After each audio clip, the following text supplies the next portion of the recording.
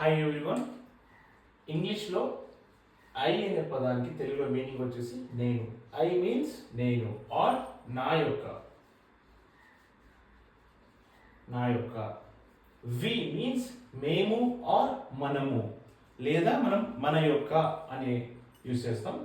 You means నీవు are మీరు, నీ యొక్క ఆర్ మీ యొక్క, నీ యొక్క ఆర్ మీ యొక్క అనే మీనింగ్. షీ మీన్స్ ఆమె, షీ మీన్స్ ఆమె. హీ మీన్స్ అతను.